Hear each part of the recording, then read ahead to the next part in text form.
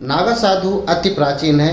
प्राचीन भारतीय संस्कृति में ये पहले से ही मौजूद रहे, मतलब हजारों वर्षों से मौजूद रहे। भगवान शिव के साथ इनका संबंध कैसा रहा, कैसा संबंध है और इसको उनके संबंध से जोड़कर किस तरीके से देखते हैं। कुंभ मेला हिंदू अध्यात्म एवं शाही स्नान, इसके साथ ही ऐतिहासिक तथ्य जैसे सिंधु घाटी की सभ्यता से मोहनजोदाड़ो से मिले हुए अवशेष में, जैसे सिक्के में या कैलेंडर में उनकी उपलब्धता है, तो ये सब की चर्चा करेंगे। आखिर नागा साधु होते क्या हैं, कहाँ से आए और इनकी दीक्षा कैसी होती है, सभी की चर्चा करेंगे। तो प्लीज़ वीडियो पर बने रहिए और हमारे चैनल महेश राजेश इन्फो को सब्सक्राइब कर लीजिए, वीडियो को लाइक कर लीजिए, हम शेयर कीजिए, ये हमारे मोटिवेशन के लिए ज़रूरी है। तो शुरू करते हैं आज का इंफोटेनमेंट। नागा साधु बहुत ही प्राचीन हैं, जिनकी आध्यात्मिक प्रथाओं को भारतीय संस्कृति में बहुत ही सम्मान दिया जाता है और बहुत ही सम्मान के साथ में देखा जाता है।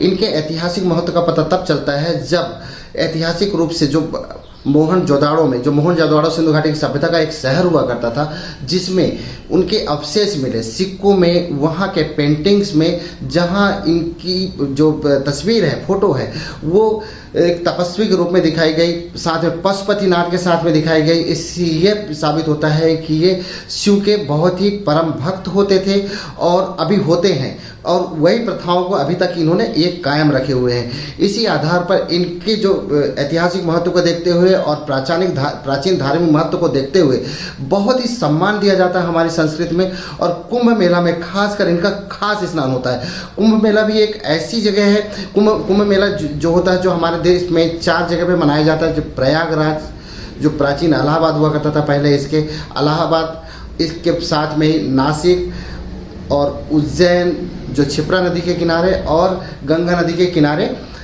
हरिद्वार पे मनाया जाता है। हर 4 साल में एक जगह पर ये मनाया जाता है, लेकिन जब ये घूम के आता है तो ये 12 साल में प्रयागराज में मनाया जाता है। प्रयागराज का ज़्यादा धार्मिक महत्व इसलिए है कि यह त्रिवेणी है, मतलब यहाँ पे 3 नदियों का संगम है। 2 तो ऊपर में दिख रही हैं, गंगा नदी और यमुना नदी, साथ में त्रिवेणी जिस सरस्वती बोला जाता है, वो अदृश्य हैं या कि भूमिगत हो चुकी हैं, इसलिए इस स्थान का ज़्यादा महत्व है। और नागा साधु भी इस जगह को, प्रयागराज के कुंभ को ज़्यादा महत्व देते हैं, क्योंकि जो एक ग्रह नक्षत्र होते हैं और त्रिवेणी के जो शाही स्नान का जो संगम होता है, वहाँ पर नहाने का, स्नान करने का अलग महत्व होता है। और ऐसा माना जाता है कि उस समय भगवान शिव की बहुत ही ज़्यादा कृपा उपलब्ध रहती है।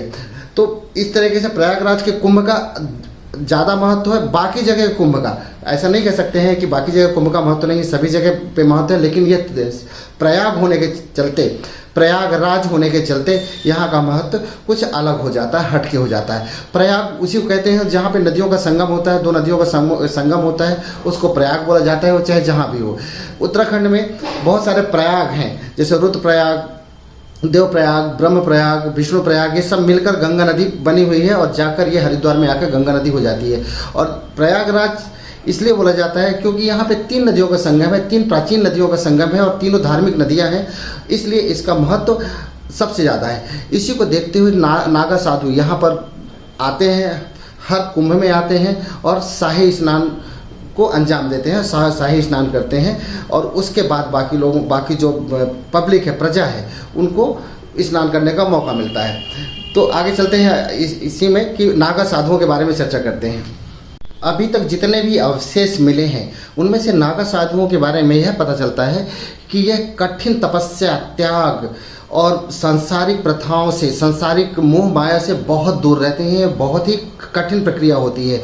जब इन्हें दीक्षा दी जाती है तो इसी की दीक्षा दी जाती है कि यह सांसारिक मोह माया से दूर होकर और मानव सेवा के लिए रहेंगे, खासकर सनातन धर्म के सेवा के लिए उपलब्ध रहेंगे और सनातन धर्म की सेवा को हमेशा सेवा करते रहेंगे और सनातन धर्म की रक्षा करते रहेंगे। ये बहुत सारे अखाड़ा होते हैं, उन अखाड़ा में इनको दीक्षा दी जाती है। और वहाँ पे जो होते हैं अखाड़ा होते हैं, वहाँ पे इनके जो गुरु होते हैं वो मठाधीश होते हैं। उन्हीं के मार्गदर्शन पर ये आके चलते हैं।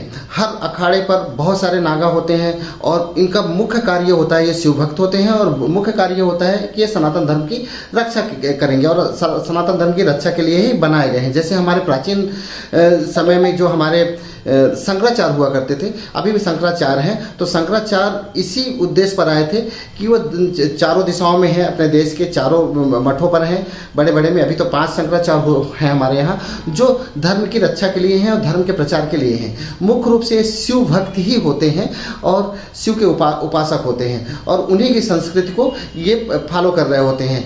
ये कभी ये वस्त्र का धारण नहीं करते, या आंशिक रूप से वस्त्र का धारण करते हैं, या और जो एक पवित्र राख को अपने शरीर पर लेप करते हैं, जिसे विभूति किया जाता है। इसी से ये पता चलता है, और इसी दीक्षा में यही बताया जाता है कि जब आप विभूति का धारण कर लेते हो, उस पवित्र राख का अपने शरीर में लेप कर देते हो, उस समय से आपको सांसारिक मोह माया से आपको दूरी बनाना होगा, और दूरी बना के रखते हैं। और सिर्फ इनका एक ही उद्देश्य रह जाता है कि धर्म की रक्षा करना और धर्म को आगे बढ़ाना, और अन्याय से दूसरे लोगों को, अन्याय से मानव समाज को बचाना रहता है। नागा साधु कुंभ मेले में शाही स्नान करते हैं और धार्मिक जुलूस का नेतृत्व भी करते हैं। शाही स्नान होता है जो विशेष ग्रह नक्षत्र जब इकट्ठा होते हैं, ये खासकर जब अमावस्या में और बसंत पंचमी और पूर्णिमा के टाइम में। वैसे 4 शाही स्नान होते हैं, लेकिन ये 3 शाही स्नान, एक तो प्रथम में ही होता है जिस दिन कुंभ का स्नान होता है, शुरुआत होती है, उस दिन एक शाही स्नान होता है।